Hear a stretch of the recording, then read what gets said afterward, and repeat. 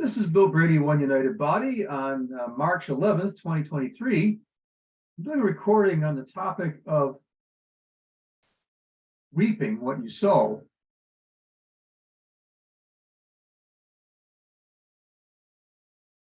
Some general principles. You reap what you sow. In other words, the same kind of seed that you sow is what you reap. Another principle is you reap more than what you sow, it multiplies.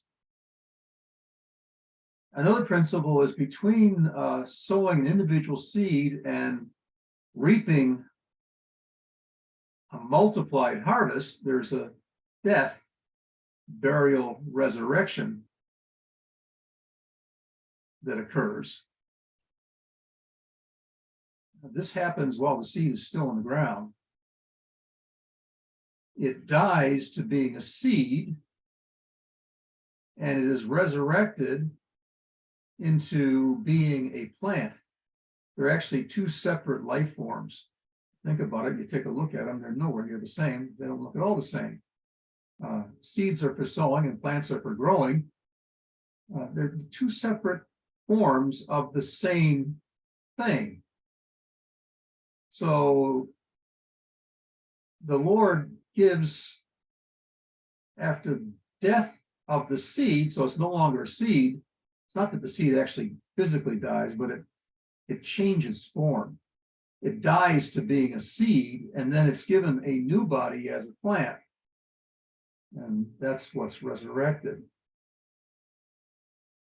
The major thing I wanted to talk about today, however, is a verse that come to mind, well, popped into my spirit, and that is that you, in due time, you will reap if you faint not. In due time, you will reap if you faint not. This is a scripture. So after sowing, at a later time, you will reap, and there's danger between sowing and reaping of you fainting. You get weak and you give up. So that means the time between sowing and reaping is almost undoubtedly going to be longer than what you expect. There is a scripture that talks about the sower overcoming the reaper, and what that's talking about is this time gets condensed down to being no time at all. You reap as soon as you sow. But before you get to that place, your initial functioning in the law of sowing and reaping will involve having to wait. Now, with respect to negative results, so you've sown a weed seed, right? You're sown to the flesh, and from the flesh you'll reap corruption. There might be a temptation to say, well, I'm not going to reap corruption. Look, it's been a long time and I'm not reaping corruption. Well, the thing about it is the time frame between sowing and reaping is long enough that you might stop looking for the harvest. So in the negative, you might actually fool yourself that the harvest isn't going to come, but it is going to come. But in the positive, you might give up. You need to continue to believe for the harvest to come and not faint. The harvest will come in due time, the time that God has ordained it to come in, the destined time, but it, in many cases, will not be as soon as what you want or what you expect, especially what you expected when you sowed. It happens at a later time that is long enough time from now, the time of sowing, that you could be tempted to faint in the meantime, to give up. Scripture in Genesis, I believe it's 9, after the flood, God promises Noah and his sons, Noah, his sons, and his wife and his sons' wives, he promises that seed time and harvest that this will always happen. There'll always be seed time and harvest. That won't end. Well, why is he making that promise? Because there was seed that was sown before the flood in the good sense, that when the farmers sowed seed that they didn't get to reap. The cycle of sowing, waiting, reaping was broken by the flood. But God promised that from then on, seed time and harvest would always come. So there's always a seed time, there's always a harvest. And like I said, eventually, I believe, the two become one in their instant. But this is also, I believe, in Ecclesiastes, where it says time for war and time for peace, etc. There is a time for sowing, and there is a time for reaping. Now, with respect to your function in leadership,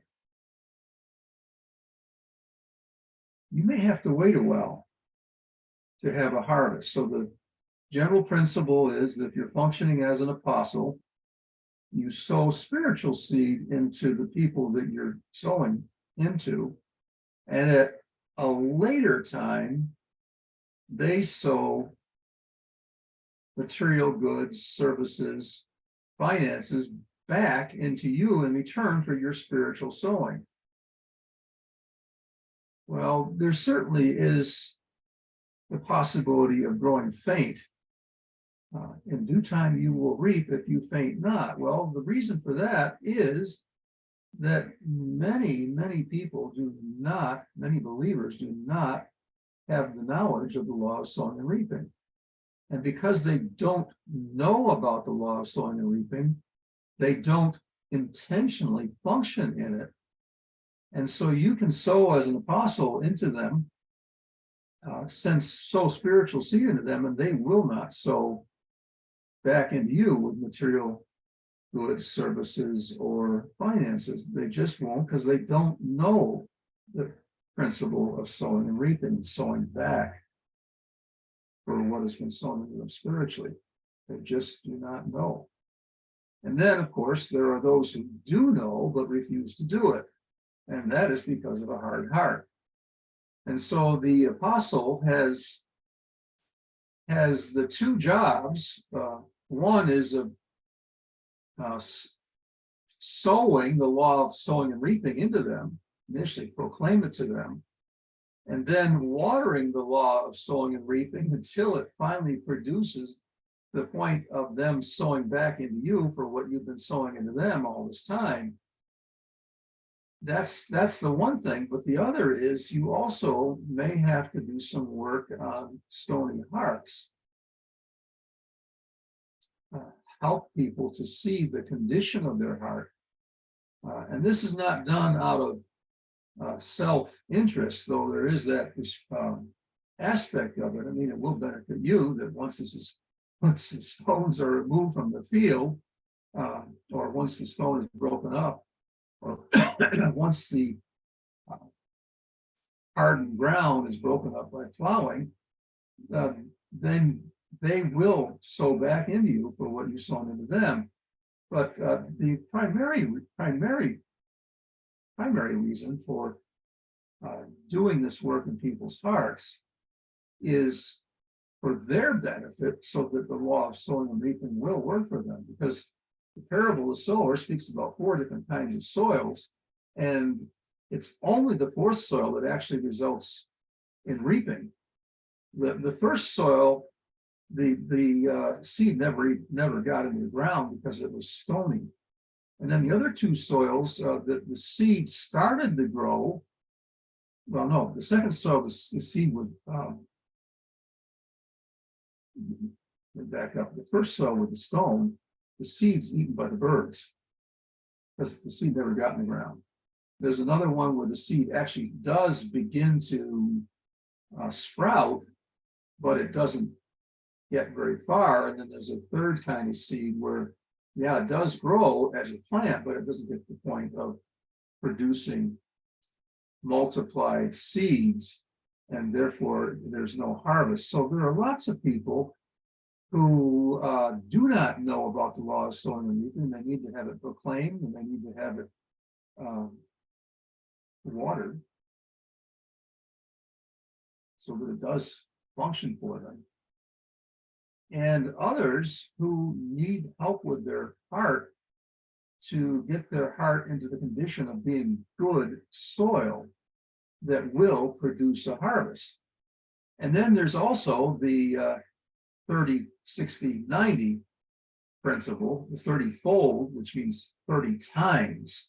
You put one seed in the ground and you get 30 seeds from that one plant when you reap it. 60-fold is you put one seed in the ground and you get 60 seeds when you reap it. And 90-fold is you put one seed in the ground and you get 90 seeds at the time that you reap it. And then following that, there's the commanded blessing.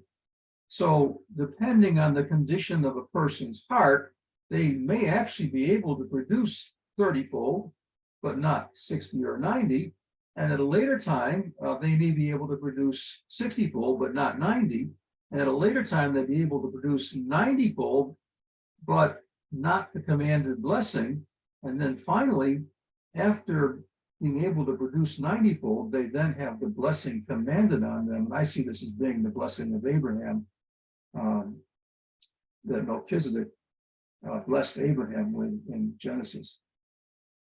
There is a time for that. Once I've gotten to a place, and I do now have the authority to bless with the commanded blessing. Once I got there, I mean, I used to bless people all the time, but now I'm being told not to bless them yet because it's not yet time. Now, what's the 30, 60, 90, then commanded blessing? What makes that difference? Well, 30-fold is doing the good will of God, and as a living sacrifice. So first off, you become a living sacrifice initially, and doing the good will of God is 30-fold. You then can produce 30-fold from one seed. Doing the acceptable will of God, you now can produce 60-fold from one seed. And doing the perfect will of God, you now can produce 90-fold from one seed. And then finally, there's the commanded blessing. I don't have understanding of what the results of that is exactly, other than what happened in Abram's life, because he wasn't yet called Abraham. He's still called Abram at the time. What happened in his life after Melchizedek blessed him is all entirely because Melchizedek blessed him. And notice that he didn't have the promised son until after Melchizedek blessed him. He didn't become Abraham and have Isaac until after Melchizedek blessed him. So I just wanted to bring these principles out for you.